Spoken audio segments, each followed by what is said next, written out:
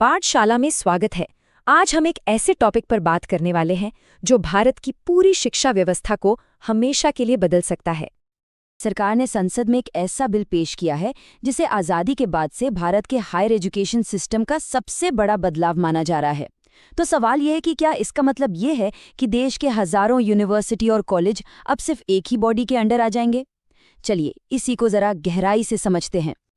तो सबसे पहले मन में यही सवाल आता है कि भाई इतने बड़े बदलाव की आखिर जरूरत ही क्यों पड़ी? जो सिस्टम चल रहा था उसमें ऐसी क्या दिक्कतें थीं कि उसे जड़ से बदलने की बात हो रही है? इसको समझने के लिए पहले मौजूदा सिस्टम पर एक नज़र डालते हैं। देखिए, आज की तारीख में भारत का हायर एजुकेशन सिस्टम कोई एक संस्था नहीं चलाती। यहाँ तो कई अलग अलग बॉडीज हैं। जनरल एजुकेशन के लिए यूजीसी है, टेक्निकल के लिए एआईसीटीई है, टीचर एजुकेशन के लिए एनसीटीई है और लिस्ट लंबी है। इसका नतीजा क्या हुआ? एक बहुत ही बिखरा हुआ सिस्टम। और जब सिस्टम इतना बिखरा हुआ हो तो दिक्कतें तो आएंगी ही। नतीजा था कंफ्यूजन। कई बॉडीज का काम एक दूसरे से टकराता था, ब्यूरोक्रेसी इतनी ज्यादा थी कि सारा जोर बस नियम कानून पूरे करने पर होता था, ना कि पढ़ाई की क्वालिटी सुधारने पर।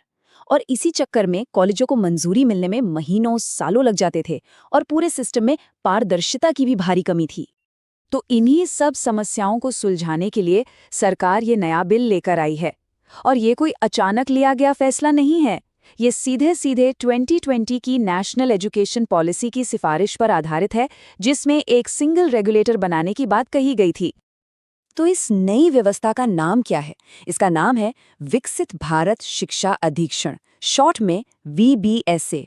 ये एक अकेली अम्ब्रेला बॉडी होगी जो यूजीसी, एआईसीटीई जैसी कई मौजूदा संस्थाओं की जगह ले लेगी। हाँ, एक बात ध्यान रखने वाली है कि मेडिकल और लीगल एजुकेशन को फिलहाल इसके दायरे से बाहर रखा गया है। इस बिल का मकसद बिल्कुल साफ है। एक ऐसा सिस्टम बनाना जो सिंपल हो, जो कागजी कार्यवाही के बजाय नतीजों पर फोकस करे, जिसमें पूरी पारदर्शिता हो और जो हमारी एजुकेशन को ग्लोबल लेवल पर कॉम्पिटिटिव बना सके। लेकिन एक संस्था का मतलब ये नहीं है कि सारी ताकत एक ही जगह जमा हो जाएगी। नहीं, बल्कि पुरानी गलतियों से सीखते हुए वीबीएसए के कामों को 3 बिल्कुल अलग और इंडिपेंडेंट काउंसिल्स में बांटा गया है। तो वीबीएसए के ये 3 मजबूत पिलर होंगे। पहली है एचआरसी, जिसका काम होगा नियम बनाना और लाइसेंस देना। दूसरी है एनएसी, जो कॉलेजों की क्वालिटी और रैंकिंग पर नजर रखेगी। और तीसरी है जीईएससी, जो ये तय करेगी कि कोर्स और पढ़ाई का स्टैंडर्ड क्या होगा। और इसमें सबसे जरूरी बात यह है कि ये तीनों काउंसिल्स पूरी तरह आजाद होकर काम करेंगी। मतलब नियम बनाने वाले, क्वालिटी जांचने वाले और सिलेबस तय करने वाले सब अलग अलग होंगे। इससे सिस्टम में एक बढ़िया चेक एंड बैलेंस बना रहेगा। इस बिल में नियमों को सख्ती से लागू करने का भी पूरा इंतजाम है। छोटी मोटी गलतियों पर जुर्माना 1 लाख रुपए से शुरू होगा। और सोचिए, अगर कोई बिना मंजूरी के पूरी की पूरी यूनिवर्सिटी या कॉलेज चलाता पकड़ा गया तो उस पर 2 करोड़ रुपए तक का भारी भरकम जुर्माना लग सकता है। अब जाहिर है, जब इतना बड़ा बदलाव होगा तो इस पर बहस तो होनी ही थी। और ये बहस मुख्य रूप से 2 बातों के इर्द गिर्द घूम रही है। एक तरफ है स्वायत्तता यानी ऑटोनॉमी और दूसरी तरफ है केंद्रीय नियंत्रण। तो चलिए दोनों पक्षों की दलीलें समझते हैं।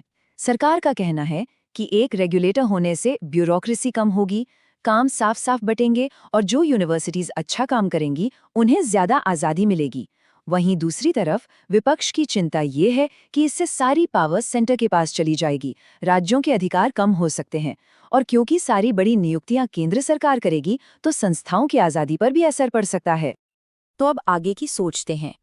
अगर ये बिल पास होकर कानून बन जाता है तो लंबे समय में इसका असर क्या हो सकता है? ये बिल इतना अहम क्यों है? तो कौन से बड़े बदलावों की उम्मीद की जा रही है?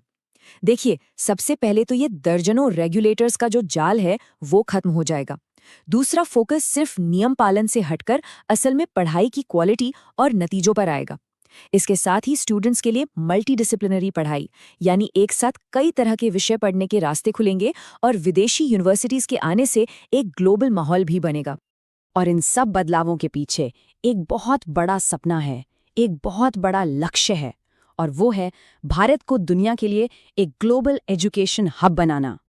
लेकिन सबसे बड़ा सवाल अब भी बना हुआ है, क्या ये बिल कागज पर जितना अच्छा दिख रहा है, असल में भी उतना ही कामयाब होगा? क्या ये वाकई भारत को एक वर्ल्ड क्लास एजुकेशन लीडर बनाने की चाबी साबित होगा?